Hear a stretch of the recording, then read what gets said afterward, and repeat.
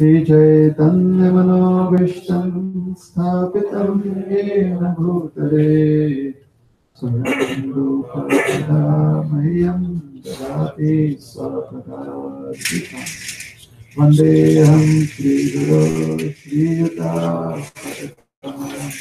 Shri Guru Vishnu Tirupam Sarja Sahagana Raghunathanvitam Sajivam Satvaitam Savadhutam Harinaya Sahitam Krishna Chaitanya Devam Shri Radha Krishna Padam Sahagana Lalita Shri Shadha Namo Vishnu Padaya Krishna Preshaya Bhutale Srimate Bhakti Vedanta Swami Nityanamani Namaste Saraswati Deve Gaurani Prachari Nirvishesha Shunyavadi Paschatri Prasari Vanchakalpatarubhyascha Vipasindho Devacha Patikaram Pavanebhyo Vaishnavebhyo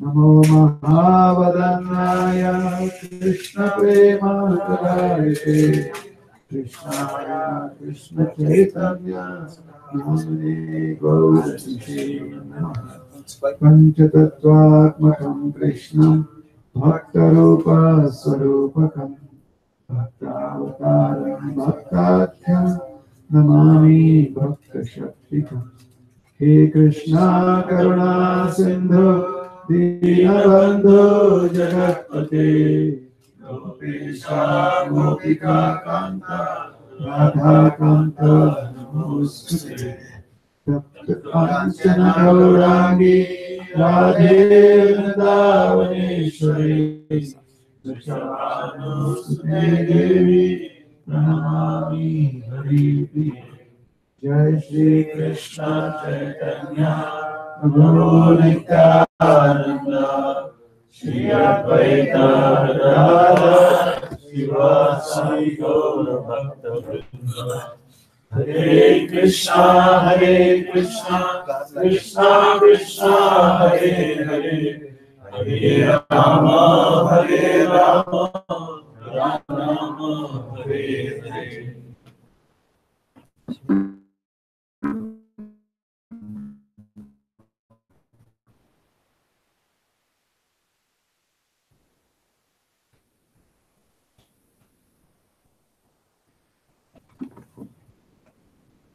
Krishna.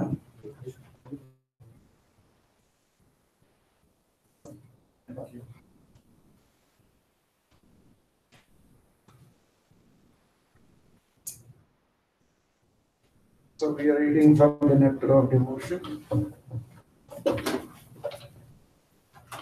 translated and commented on by His Divine Bhaktivedanta Swami Srila Prabhupada.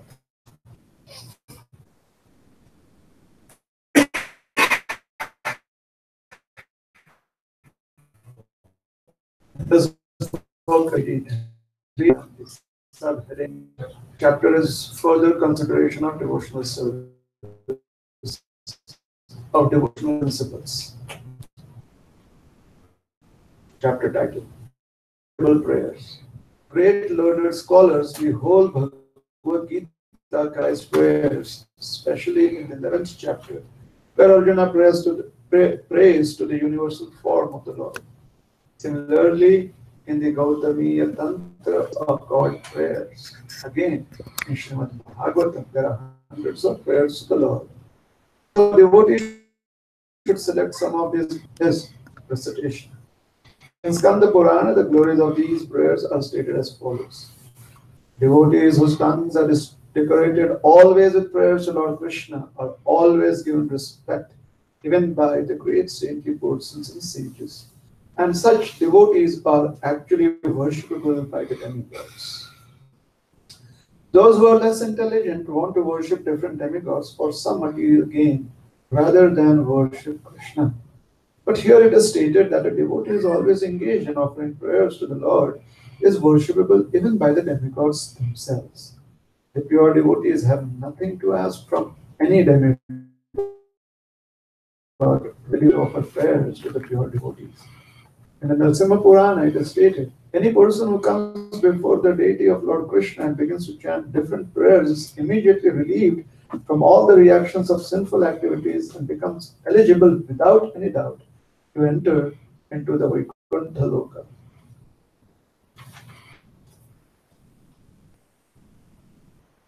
So that is all about offering notable prayers. So any comments on that? What are some striking points?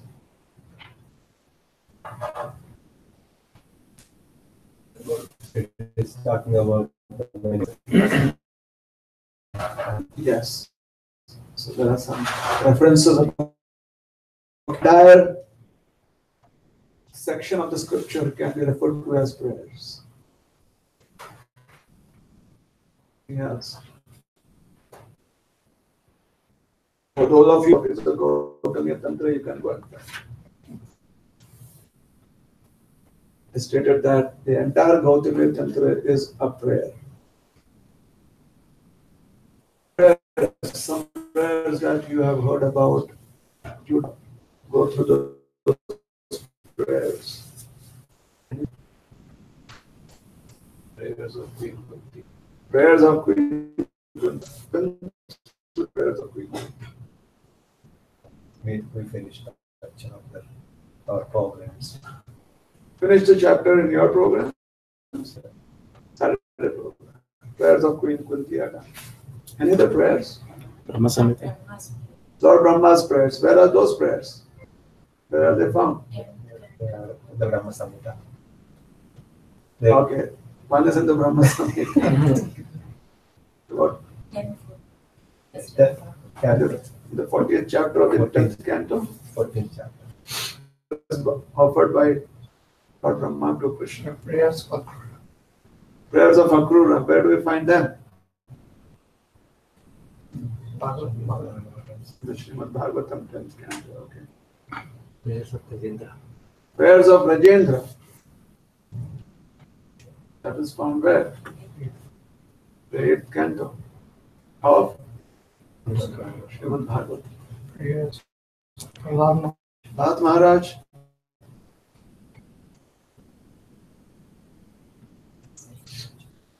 Any So other it prayer? seems like every devotee is praying. Like we are also praying, right? But ours is not. Some devotees whose prayers are not there in the book.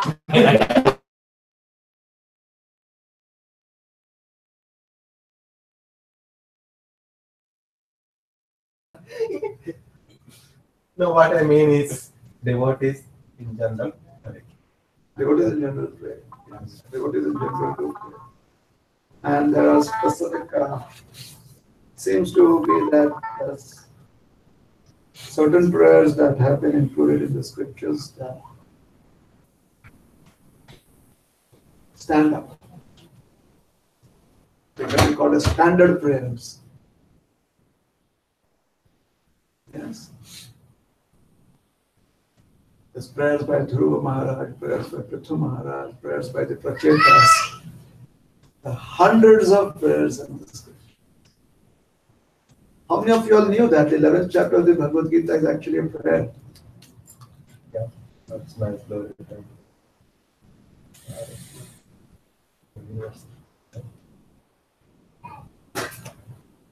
And Arjuna becomes glorifying Krishna. So, what is a prayer?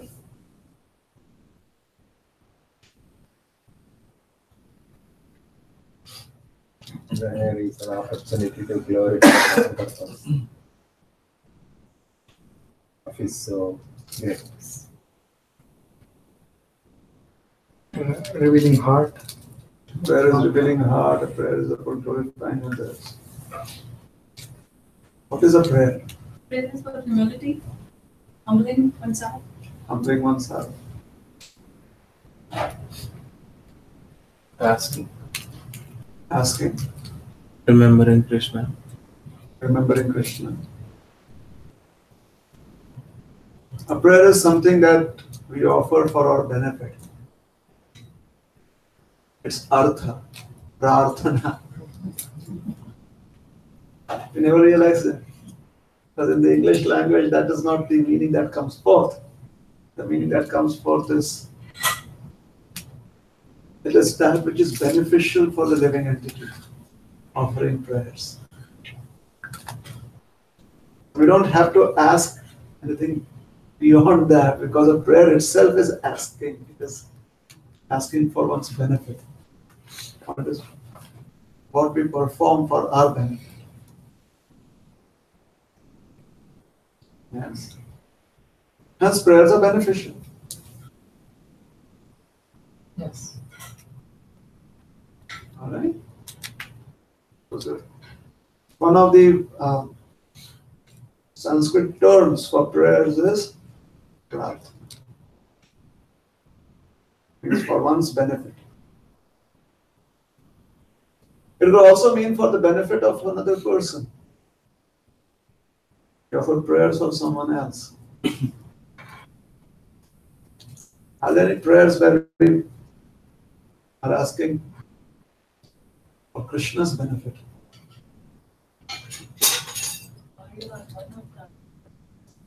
Yeah, what does that? The prayers where people actually pray that may Krishna be benefited.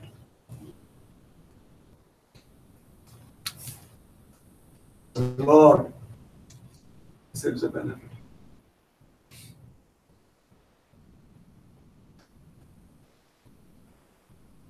So, prayers are always beneficial. What kind of prayers would not, what kind of expressions would not be considered as prayers?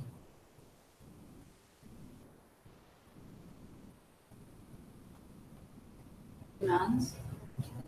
Commands. Okay. Why do you say that?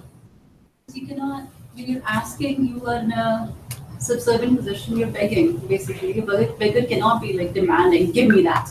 You cannot have that. You can humbly request. So prayer is a humble request, right? Like anything that we ask for ourselves, anything we in return we want. That's not a prayer.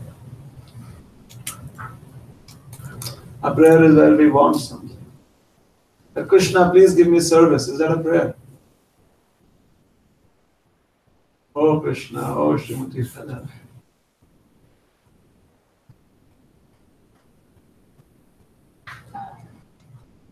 Not be like a business deal, like if you do something, I will do something for you. Not be a business deal. My dear Lord, if I need this, if you give me this, I will give If I you that. get that, That's a good start. It should not hurt others. You should not hurt others. I don't know, it comes under prayer, but self-torturing austerity. So one should not, a prayer should not be about hurting oneself. Nice points, isn't it? It's all about benefit. It's not about loss.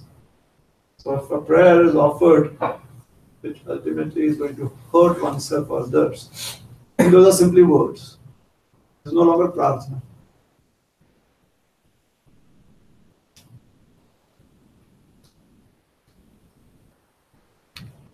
Like that story about a person having a benediction that whatever one gets, the neighbor will get twice of it. Yes. Not very happy that the neighbor gets twice, so a person becomes destructive.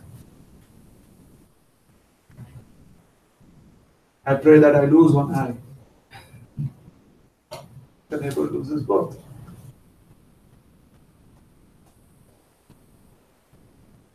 isn't it? Like it's a task given to us by our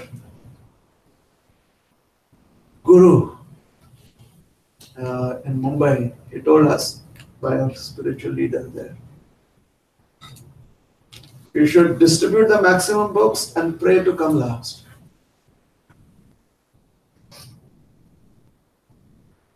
Interesting. So, in December, all temples distribute books, and there is this healthy competition.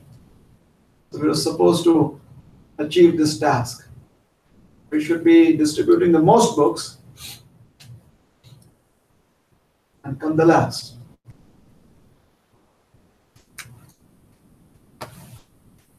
Maybe we should just go and distribute books for other temples. It's automatically come last and we distribute the most books.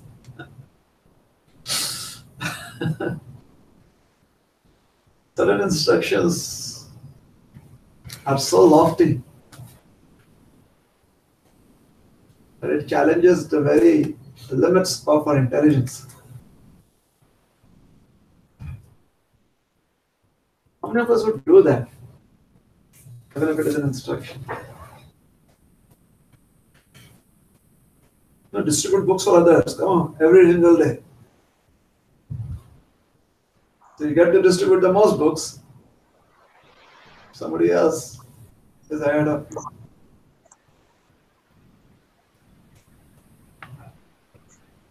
Not practical. Is it practical? That's a prayer. That's what we hope for.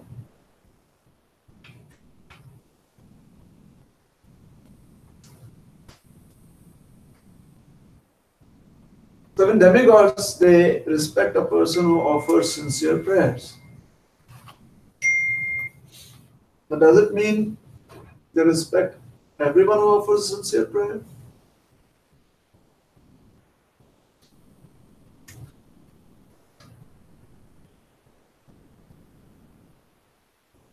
Do we remember what we read through that section? When a pure devotee offers prayers, those prayers are worshipable even by the demigods.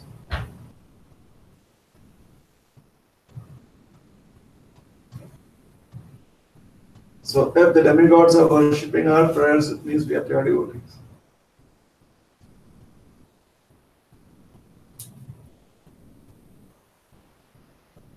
So is sincerity all that counts? Or is purity also important?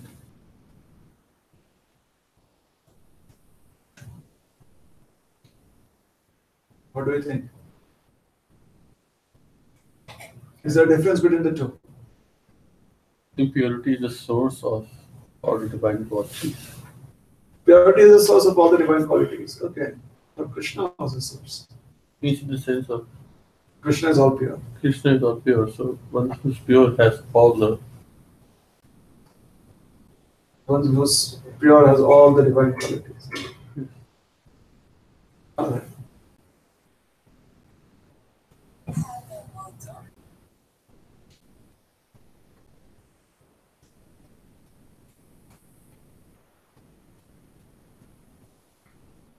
Can we offer sincere prayers?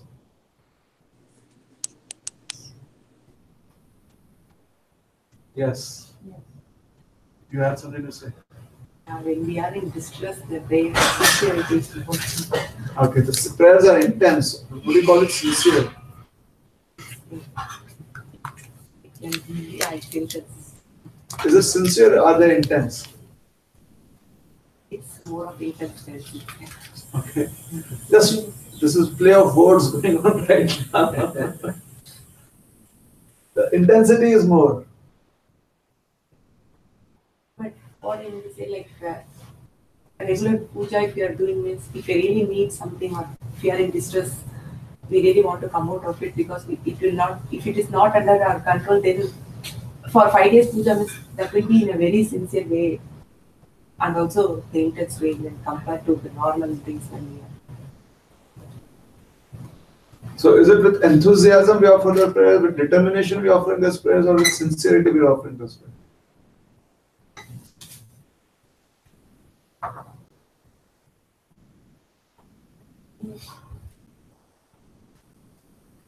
So what would encompass sincerity?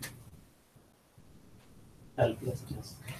Helplessness is one thing that, okay, seems that in the very distressful condition one does become helpless. Hopefully we're not asking something for ourselves. I feel like. Okay, in a distressful condition, maybe we are asking for ourselves only. That's what I'm saying. Like, But hopefully, you are saying that hopefully not. asking something for the greater good. What is sincerity? What is pramanikta? Relative. Who's relative? Sincerity of a person. It's relative. Okay, so you're saying sincerity is subjective. Relative also. We used to follow the instructions of spiritual master. Sincerity is to follow instruction. Is that what qualifies? Sincerity is there to follow the instructions of the spiritual master. You know the story of Guru Paramarth and his disciples? There was a Guru Paramarth. His disciples were so sincere that whatever he spoke is what they would follow. So one day the Guru was going on a horse. And there were books on the horse, his books. The Guru kind of went to sleep on the horse. It was a long journey. The books fell off. So the disciples, they looked at the list of instructions. There's no instruction about what to do when books fall off. Left the books there. So are they sincere?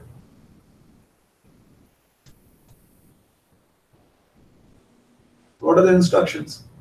Use intelligence. Use intelligence. There's a story has been given. This is a very famous story. Prabhuji's Story. sincerity when Couple of 100 years, the story.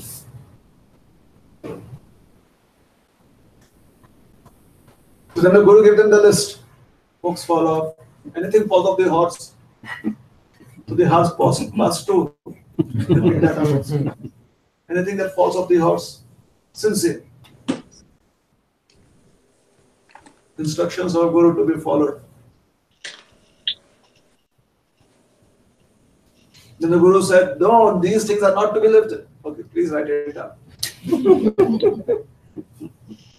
They said, these are things that have to be picked up, these are things that are not to be picked up. Period. And the Guru falls in.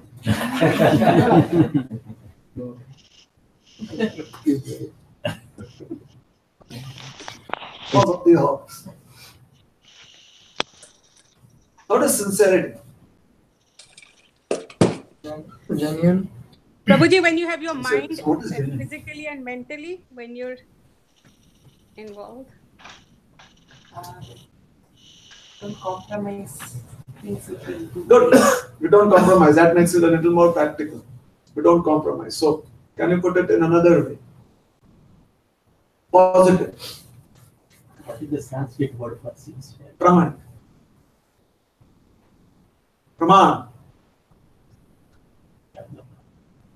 No, it comes. That's the root.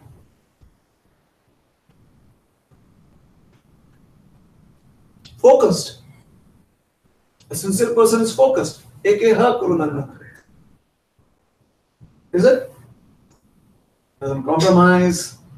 Is focused on instructions. Focused.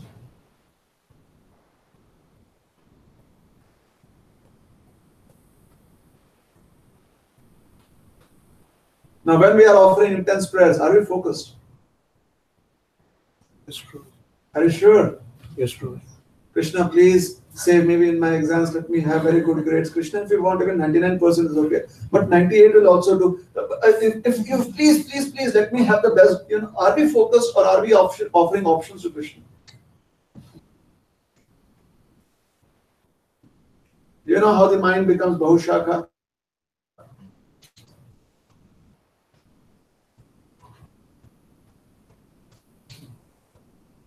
Something happens, mortgage. Krishna, please help me. Mortgage. Next month. Krishna, this devotee, he could give me a loan. Please, Krishna, let this devotee give a loan for my mortgage. Mind is conscious in that intensity.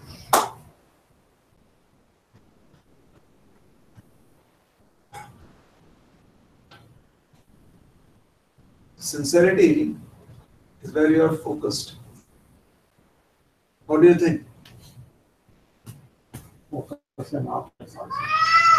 Focused on options. Can one be focused on options? That's a good point. Can one be on options? I think it is difficult because the option will change always. It will change always. So one has to decide to live with choice that one makes. That is sincerity. One can look at options, but then one lives with choices that one makes. Obviously, sometimes the choices are right, those choices are not so beneficial.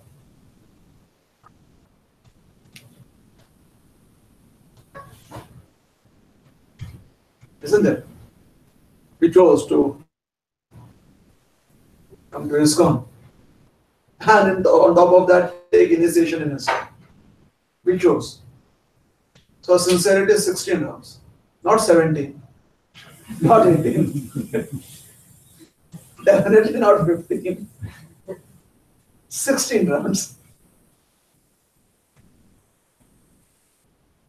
Yes? So sincerity, Brahmanika is important. It is a building block, it is a stepping stone. It helps, it provides a culture for something else to go in it. It is not the end goal. So, sincerity. And what was the other thing that we were saying? Sincerity versus Purity. purity. What's purity? Is purity focus? Purity gets you to sincerity. Purity brings you to sincerity. Purity is a source of all divine qualities, according to that. Purity means this is free from all contamination. Exactly. See, a negative way of, that's the only way we can present purity. What is pure? Purity is original existence. It is as it is, that is what is pure. And because it is as it is, hence it is free from all contaminations. Isn't it? Bhagavad Gita as it is.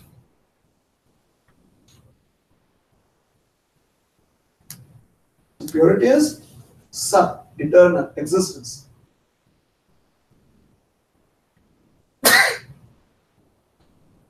And sincerity is focus.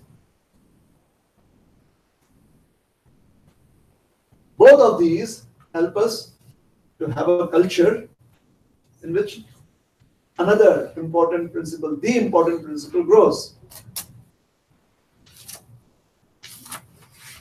Yes. With respect to sincerity, like that.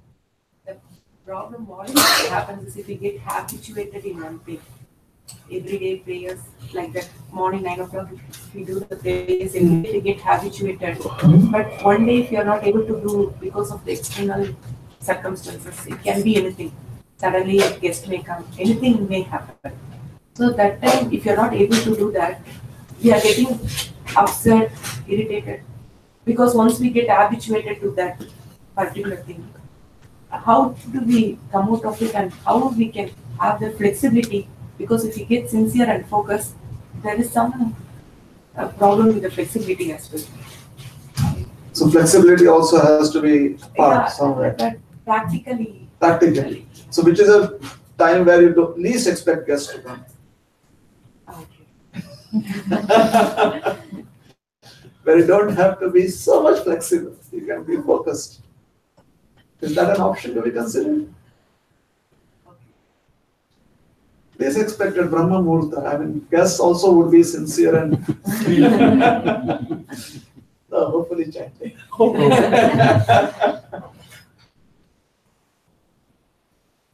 That makes sense? Okay. So, the demigods, they worship pure devotees, purity. That is what we are speaking of. Purity means those who are situated in their original constitutional position, which means basically they are servants. Roji, you were saying purity and sincerity when they are established, and something else was. Yes. Okay. Demigods worship. Maybe that. No. Then you were saying something, and I just want to make sure. It is a culture that helps, and the principle, that which is the only principle, it helps it grow. Devotional service, love for Krishna. It's difficult to have love for Krishna if purity and sincerity are not there.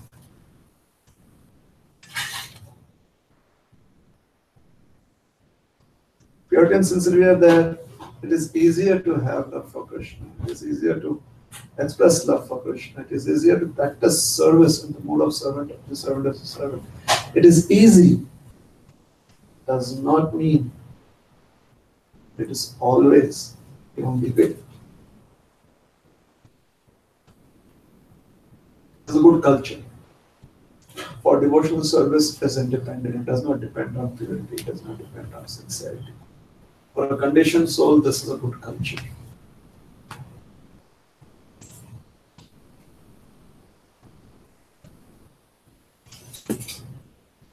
Is it all right? So demigods worship. Prayers which are offered by pure devotee. That is what Prabhupada is stating here, right? He is quoting Skanda Purana. Devotees whose tongues are decorated always with prayers to Lord Krishna are always given respect even by the great saintly persons and sages. And such devotees are actually worshipable by the devil. So even others, other saintly personalities, they offer them respect. So let's do this. This is such a nice way to get respect from others. Great personalities. Start offering prayers. Isn't it?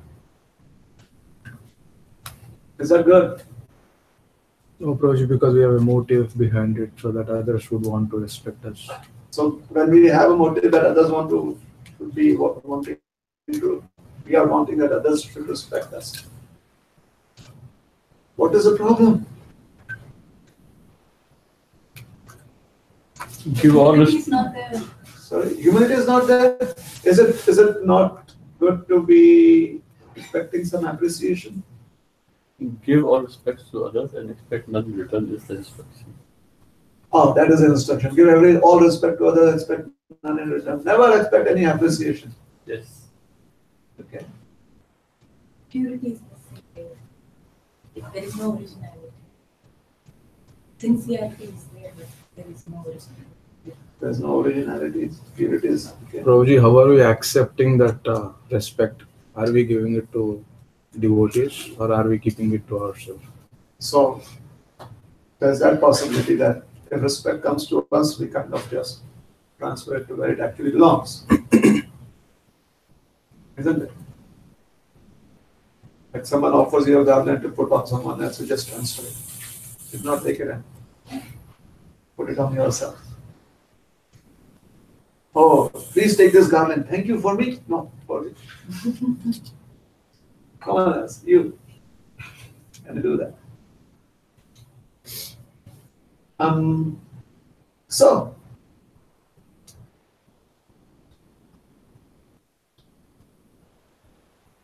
about appreciation. Demigods offer respect, other saintly personalities offer respect. Demigods offer worship. They worship that person who constantly has prayers on their tongue. It's about pure devotees.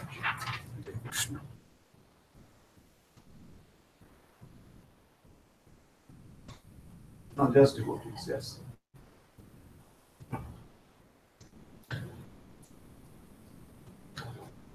So do we have some room for appreciation in devotional service or not?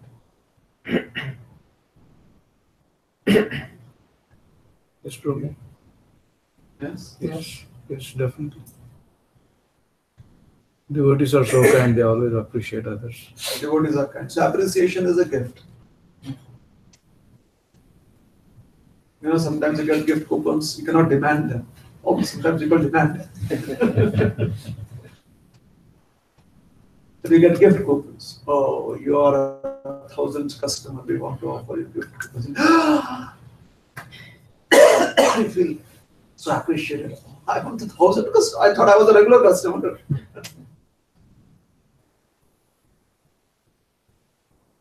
So when the other saintly personalities they offer respect, it's like a gift coupon given to 1,000 customers.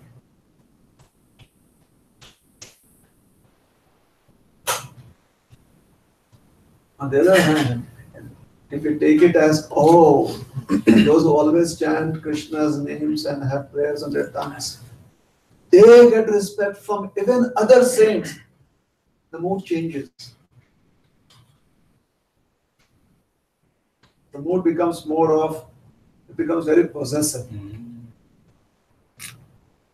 Do we understand this? And then it can be used very lightly. Oh Mataji, oh Prabhuji, you are so sincere, you are so pure, you offer such nice service and prayers. In the Skanda Purana it is said that devotees like you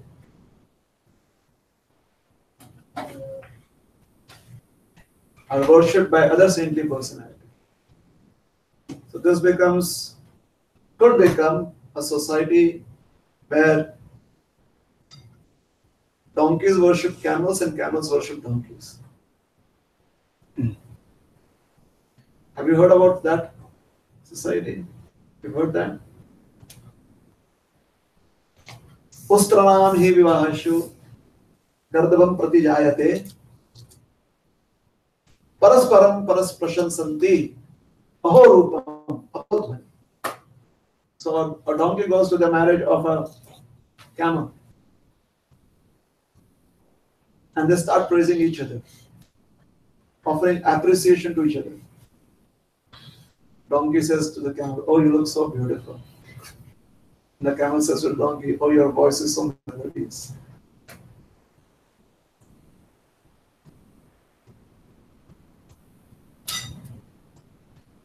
We are being given a glimpse into a realm which is achievable if we approach it favorably.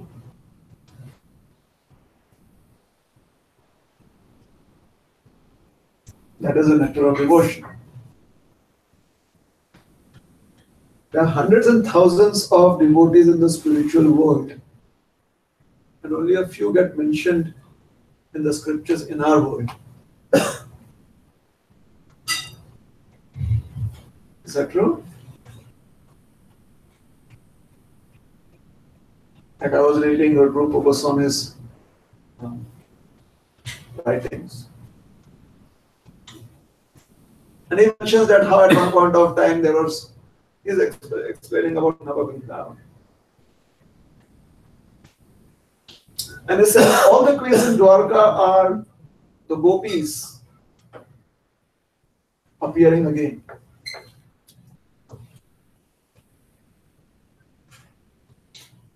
And Srimati Radharani appears as Jambavati. And Rukmini is the appearance of Chandravati. As soon as we hear this, we get a little confused. Rupa Goswami is not confused at all.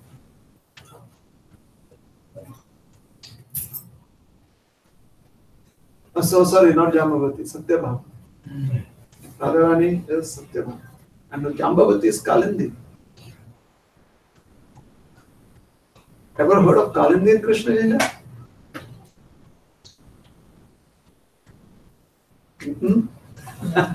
Yamuna. Kalindi is one of the 8 wives of Krishna. 8 principal wives. Mentioned in the I think one of the bhajans mentioned. One of the bhajans, one of those. Radha Krishna Pran Mora Kalinti. That Kalinti is Yamuna. This I'm just saying this is what I know about. There's one Kalinti that Krishna married. She is the personification of Yamuna. Krishna and Arjun were on the banks of Yamuna. There's this lady, young girl, walking around with a flower garland, and Krishna tells him, go and find out who that is. She says, I'm Kalinti, the daughter of the sun god. And I'm looking for a suitable husband. Arjuna says, right here. What do you think of this person? She says, yeah, this is my suitable husband. Krishna says, okay.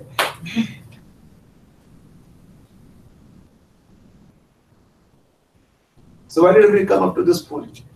Point is, references in scriptures are not positions to be attained, but references in the scriptures are those that help us serve as lighthouses, guiding lights. It prevents us from crashing against the rocks and brings us to the shore safely. Yes? So prayers are very powerful. Where do we find such prayers? We will not have it within us. Therefore, we find references from the scriptures. Prayers that are worshipped even by the demigods, prayers that have been respected by the saintly personalities. We just try and repeat those prayers. Therefore, Prabhupada suggested that we should repeat the Dhamma Samhita prayers every single day.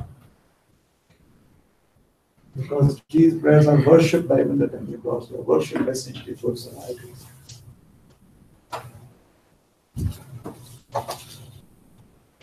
Yes? How many of us can remember and chant prayers of Kunti Maharani? Maybe not. What about prayers of Akrura? What about Ajendra Moksha? There are some devotees who remember and they recite that. For us, as a standard practice, Srila Prabhupada said that chant the Dhamma Samhita prayers.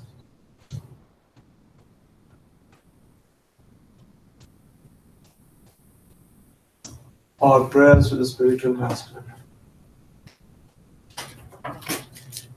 Purvashtakam. It's a prayer.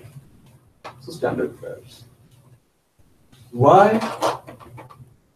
As Neela Govind mentioned to a point, I kind of sidetracked, I did not address that. He said, what was it about, what was the point you made? About respect?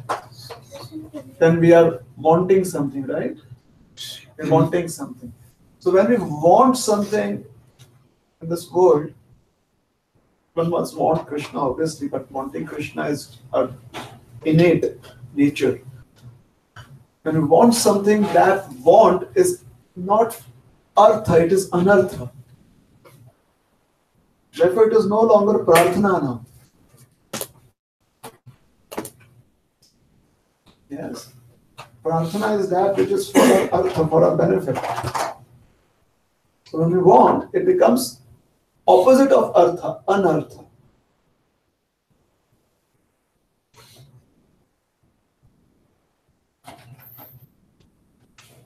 So it is no longer prarthana, although it appears to be a prayer.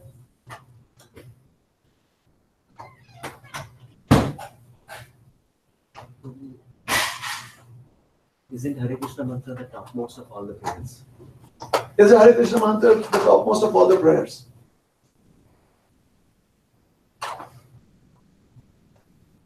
Question is, isn't it? Yes. So I'm asking, is it? It is. It is. It How many is. of us feel it is? It is. Everyone feels like that. So what are we going to tell Queen Kunti now? References Hare Krishna. References Hare Krishna. Once I'm done Kunti Hare Maharani, Krishna, the preference is Hare Krishna.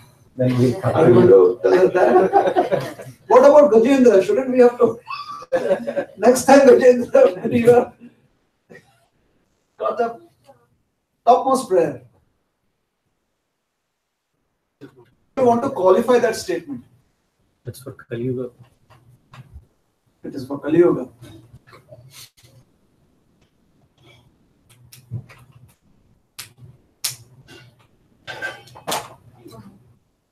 So what about the Guruvashtakam prayers? Sorry? It is for?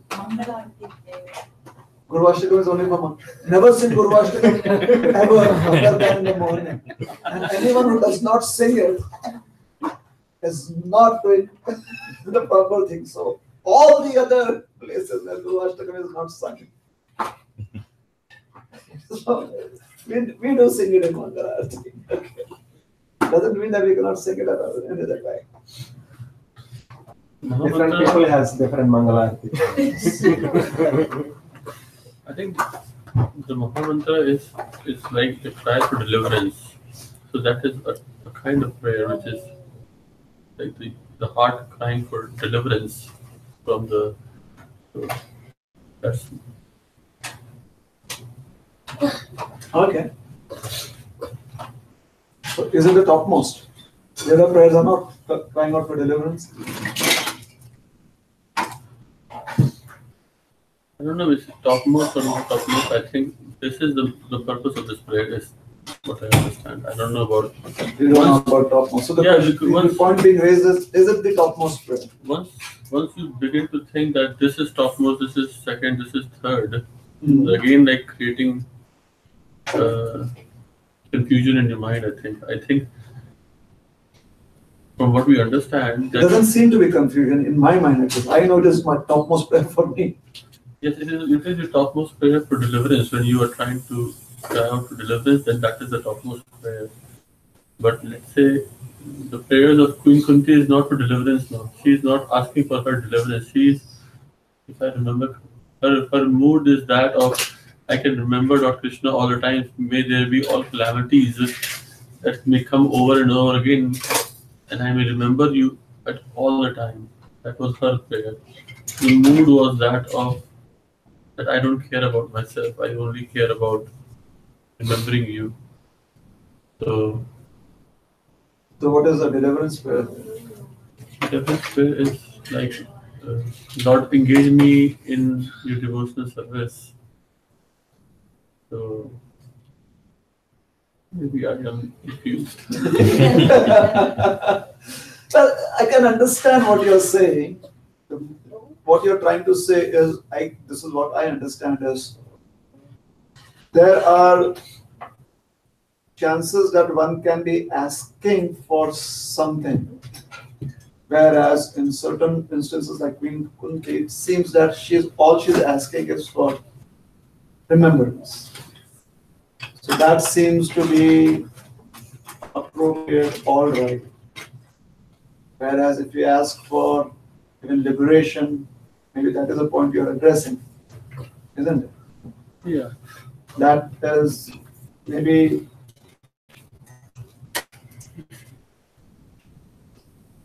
Means at some point that is also not. Yeah, it is not completely pure. It is not what the living entity really means. Means when we read the prayers, means the instructions from Chaitanya Mahaprabhu, he says that Mang Janmani Janmani Ishvara Bhakti Arituki Tvai. So he says, I don't even care about, in his instruction, he's saying, I don't care about what happens to me. I just want to worship. Just before that, he prayed for something else also. Na Janam Na Dhanam Na Sundari. No, he prayed for being a dust at the lotus feet of Krishna. Yes, that is a speck of dust at the lotus feet of Krishna. Now, where is Janma there again and again? Means that you can, that's the expression, right? That he wants to be insignificant in the existence. Just serving the Lord unconditionally is what we are yearning for. I don't even care about the deliverance, right? Is what that prayer is telling us. That particular section is telling us. Yes. Agree. That particular section. The section before that is, deliver me from this portion and make me a speck of dust at your lotus feet. That is just before that. Ai nanda tanuja kinkaram patitama. That is the fifth one. So in the Is there a hierarchy there? these prayers 1 to 8. Okay, Chaitanya Mahaprabhu gave a hierarchy of verses. No, 1, 2, 3, 4, 5, 6, 7, 8. So this one comes after the. It's a fourth one. The fourth one is the Man Janmani Janmani. The fifth one It is. starts from Okay, so there. after that, sorry. Oh, After that. I'm very like. So first is he's saying, give me birth after birth, and then he's saying, just take me out of this and put me at the lotus feet. I am confused. I'm not I'm not understanding. confused. This is nice discussion. It's not about confusion. It's a discussion. This is what I understand that. That is what attracts you. Of all the 8 verses, this is one of the most attractive verses for you. I mean, it really gets the bhav that I'm not concerned about my deliverance, even though that is the bhav that.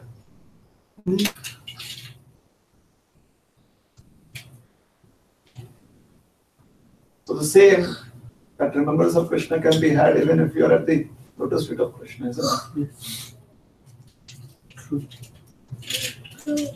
So what is the bhav? The bhav is that I don't care for myself, or the bhav is that remember Krishna?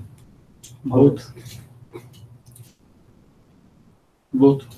Both? Yes. Okay. Means you want to be not delivered, but still remember Krishna is very important. Okay, yes. So when that is there, remembrance of Krishna is very prominent as much as Yes. I'm not caring for myself. Yes. Okay. So, addressing Neil Govind's point again from that, Artha is Prarthana, and which is not Artha is not Prarthana, although it may have the form of a Prarthana. Yes? So, what is real Artha?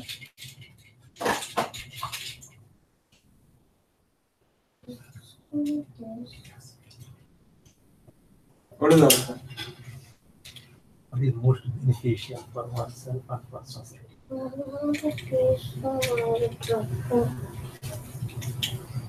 What is Artha? Material. Okay. Material. Can also be material. Financial gain. Also has financial gain also. The Prabhupada says, the son of a king has the best financial prospects. I'm paraphrasing it. We are the son of God. We are a child of God. Our Artha is very bright. All the opulences, yes. So Prarthana is about Artha. Hence, a Prarthana is that which allows us to get the benefit that a soul deserves, a living entity deserves. And that benefit is devotional service to Krishna, life after life. Now the demigods respect that, because it is their aspiration too. The other saintly persons also honor that, because it is their aspiration too. They honor the principle, and they also respect the person that has that principle.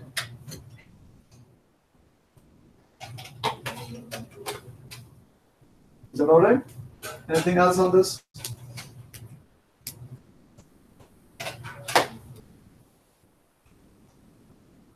Prabhupada says people worship demigods for benefit, but demigods they worship someone that is offering prayers. On his tongue is decorated with prayers to Krishna. So what should we do? If there is a situation where there are demigods, should the demigods completely be put in the trash bin? Should they be respected? Does respect involve worship? Should the demigod be worshipped? they are the devotees of Lord, so we should. Because they are devotees of Lord. Yeah.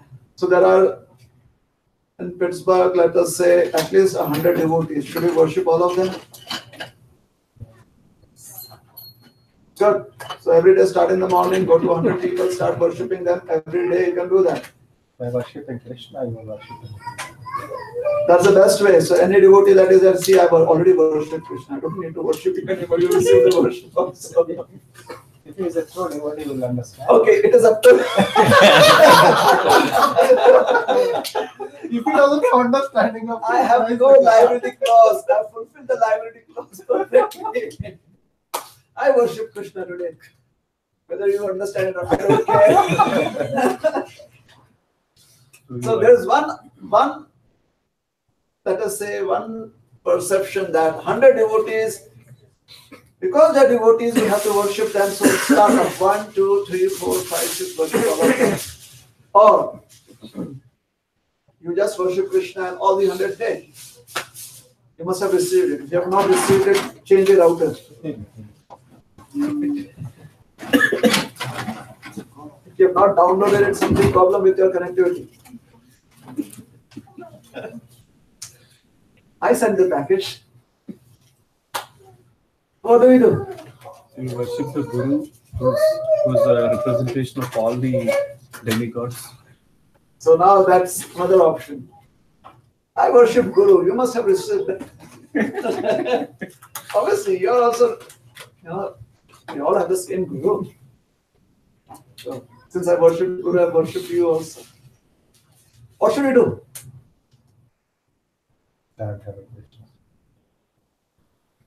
We get the opportunity to worship devotees according to the facilities that we have. There's a devotee in front of you, you worship them. Or if you want that for Purushottam Mass, I have to worship 5 devotees, you go searching 5 devotees. Then that is what you decide is your vrata. Come say, come 5 devotees, go worship them. This is 2 rounds, I have to chant extra and wash lotus feet of 4 devotees. Yeah. Please don't put it on WhatsApp because some devotee may feel that why didn't he or she worship my lotus feet. In the olden ages, Brahmanas were a little different. They were not on the Brahmana network. So you could go anywhere and just worship 4 Brahmanas and you're done. And there's no confusion anywhere. No one feels that I did not get.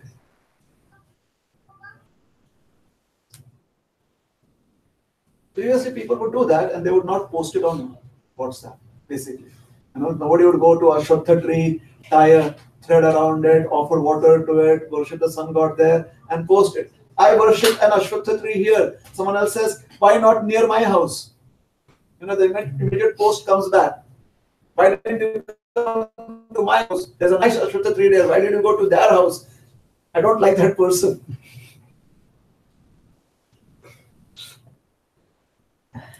So, many a times, our own austerities are very personal. Our own vratas are very personal.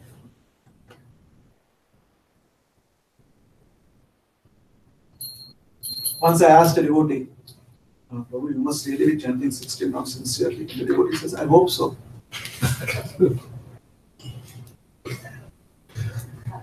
Very nice answer, doesn't it? I have no idea whether it is 16 sincere rounds, 17 rounds, 14 rounds. I hope so. That is my prayer.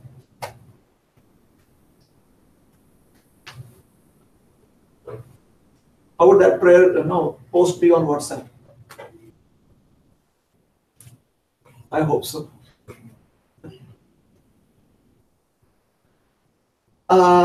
So, worshipping demigods.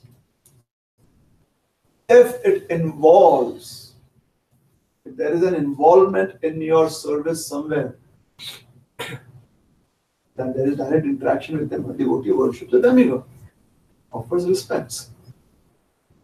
Generally, in a practice of Krishna consciousness, we may not have that happening. Therefore, we do not go out of the way to do it. Does it make sense?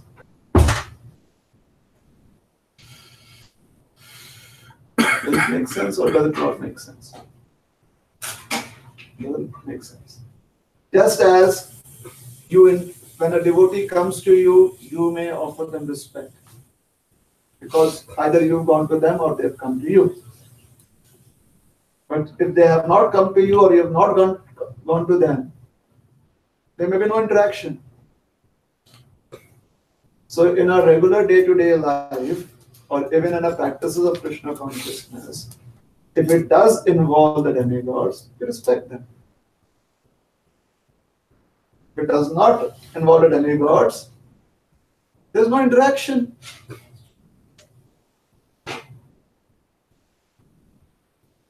Does it make sense? Since in the practice of Krishna consciousness, we are so focused on offering everything to Krishna, it appears there is no interaction with demigods. However, if there are opportunities, like if you are in Jagannath Puri temple and if you see Kanchi Ganesh there, you offer respects to Kanchi Ganesh. Because this special personality came from Kanchi along with the king. He came as a dowry. Jagannath Puri, that's the story. So you offer respects. Or you are already in the temple of Jagannath Puri, you are already in the temple of Lord Jagannath, and you are in front of this great personality. So there is interaction right now. And you remember the verse from the Bhagavatam, from the Brahma Samhita, that Lord Ganesh holds the lotus feet of Nrsimhadev on his head. Dvandve pranama samesh ganadhiraj. On the other hand, when you are offering prayers to the Brahma Samhita prayers, and when this verse comes, don't go running around. Where is Ganesh? Ganesh, Ganesh. Let me get a deity of Ganesh. That is not necessary. Because the stuti is enough. That appreciation or glorification is enough.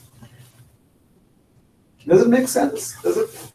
Now do you understand this? Yeah, Prabhuji. Yes? And don't search for instances, but if there is an instance, you can always Yes. offer respects. Respect. We offer worship. But as she mentioned, they are also devotees of Lord Krishna. Mentioned that, right? So, the demigods are eager to worship someone that is offering prayers regularly to Krishna. This is glorification of the prayers. This is not denigration of the demigods. We cannot use this to put down a demigod.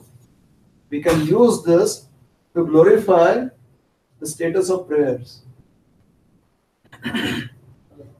Is that all right? See, here it is said, therefore we will not worship demigods. Please don't make statements like that. And here it is said, hence we are going to offer prayers to Krishna. That statement is not only beneficial, it is artha, it is prarthana. It's also politically correct.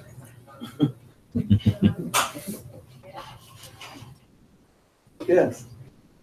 There is a recommendation also when people does like fruitive kind of vratas, offerings, such prasad we don't accept. So prasad you don't accept? You do have any comment on that suggestion? If somebody does the karma kanda puja, out of that you get prasad, No. they accept it or not. Okay, karma kanda puja. If somebody offers things to Krishna here like really spicy food, I may feel that, I may not accept that. Does it happen with me? Have you seen that happening with me? You make this really spicy with lot of chilies. You put something in a chutney and you give it to me. Do I accept it? Because, oh no, this is prasad, Prabhu, you have to accept it. Do I? But can I honor it still? You can honor by small. By small, by offering respects to it. Isn't it? So if someone has offered something to demigods, the general understanding is the demigods have offered it to Krishna. But they may not have that understanding. So their consciousness, while they are offering, is not helpful to us. Yes?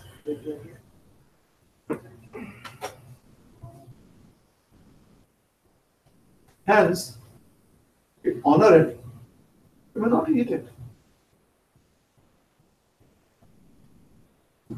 So, What do you mean by honor it? this is This is honoring, correct. But our other person may get offended by so honor it in a way that the other person doesn't get offended. The best way is to bring them to the 70 session course, and they'll never get offended because they may understand what is what.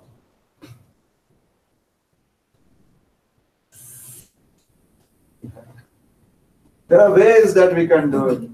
If an offering, even if one has been offered poison, we are not all great saintly personalities that Charnamrit with poison mixed in it and we can drink it.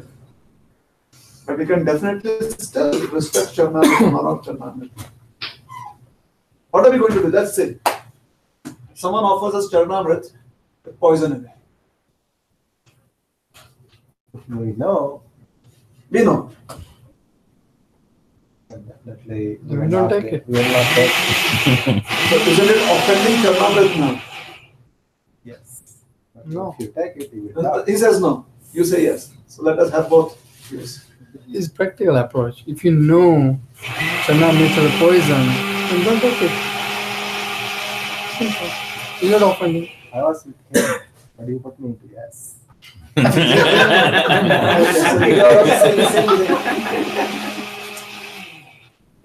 Finish it? Yeah. Okay. Let's stop. We'll take it. We can Offline. continue the discussion on while we are honoring Krishna. Thank you very much. Hare Krishna. There you go. So can we go offline? This is a very interesting discussion. Charnamrit. Yeah. I think we should focus on prasad. What do you do? What do you do with the Charna? Are you going to reject it?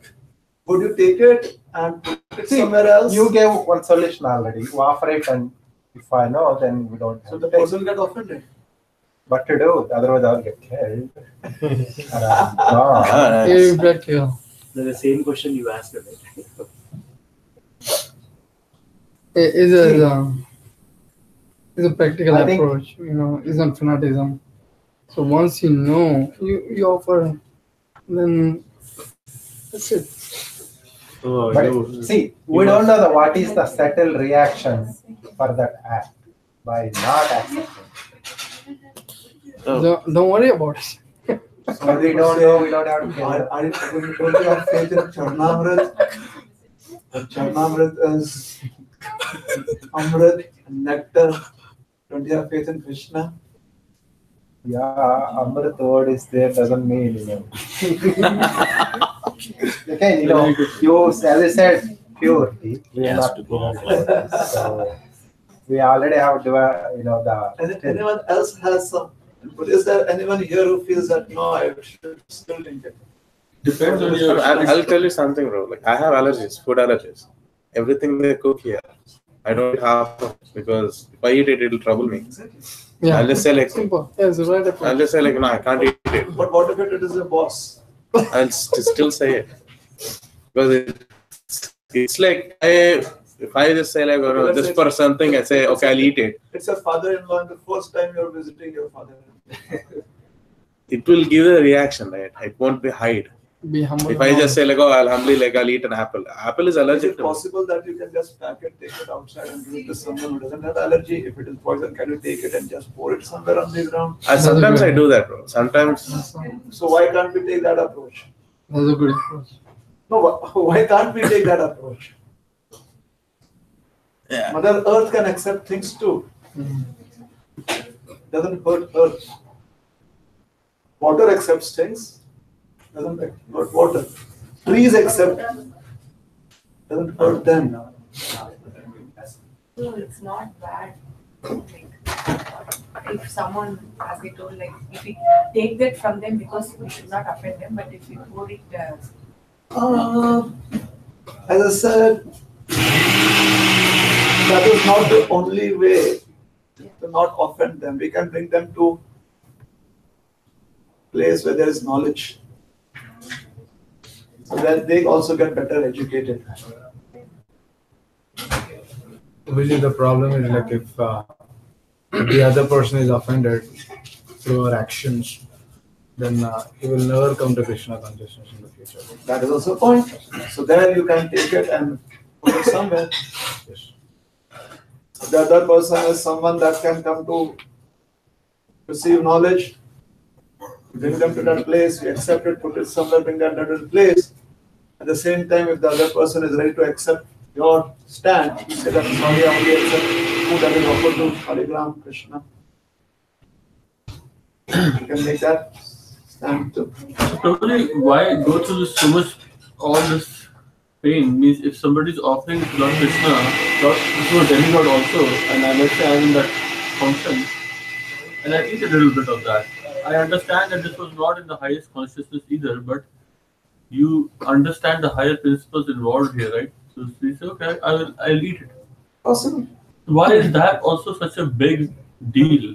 What I'm trying to understand is that if I'm always thinking, no, it has to be offered by a pure devotee, and it has to be a bhoga, and it also has to be. No, you can always offer it in your mind to Krishna and say, hey Krishna, Yeah. I don't know whether it has been offered to you or not. Yeah, I offer it and I just eat it as a, and say, okay, please.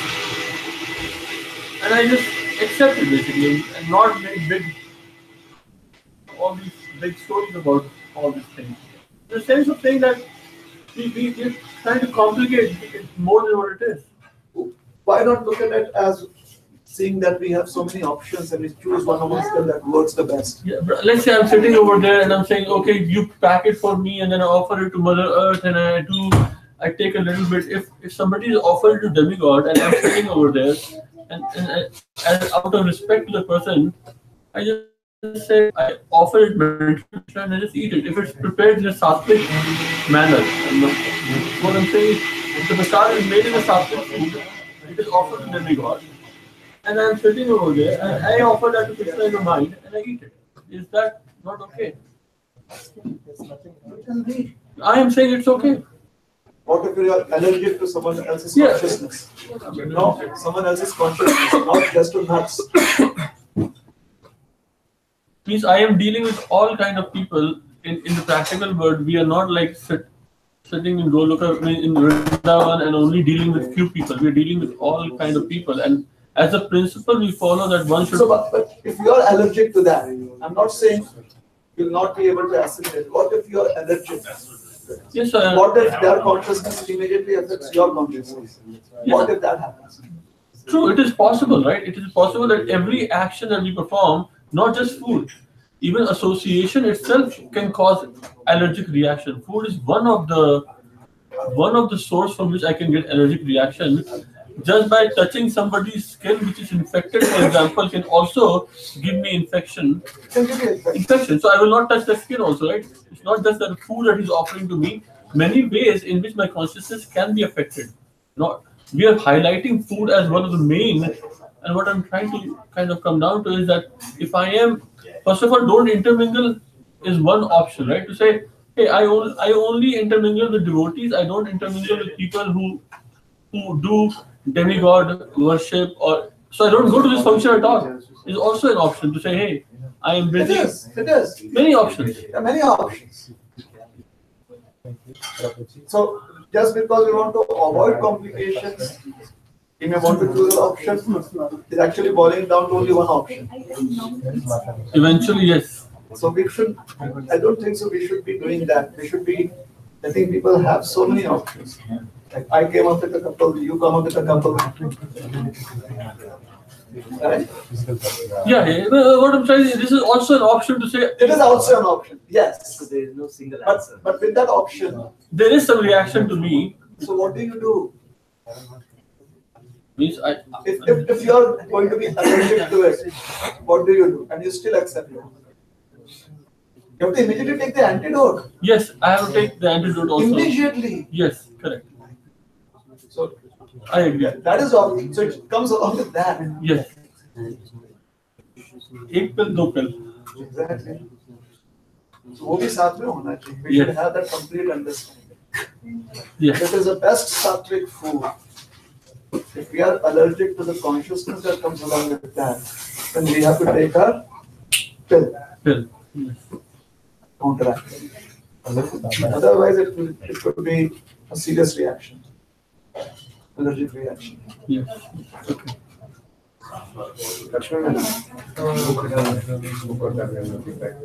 Makes sense?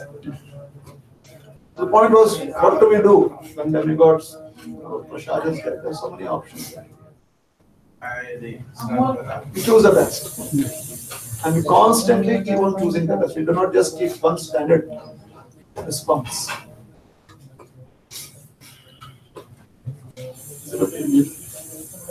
Not the same question.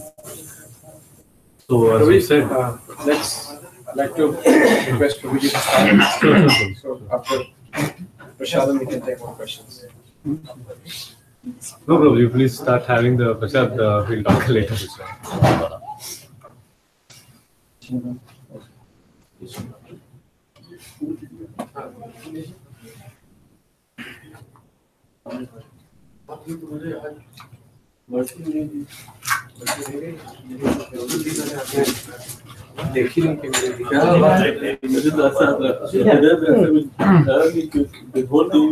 Prabhuji point, not everybody in the family are also Krishna conscious.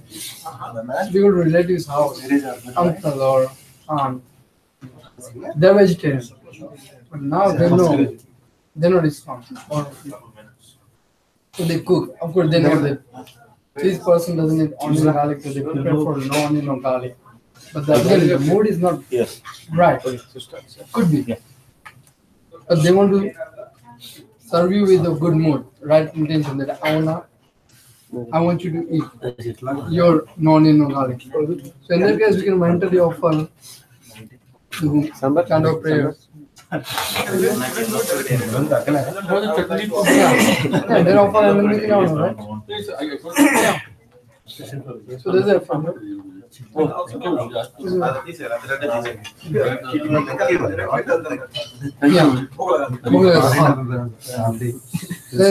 Everybody gets benefit.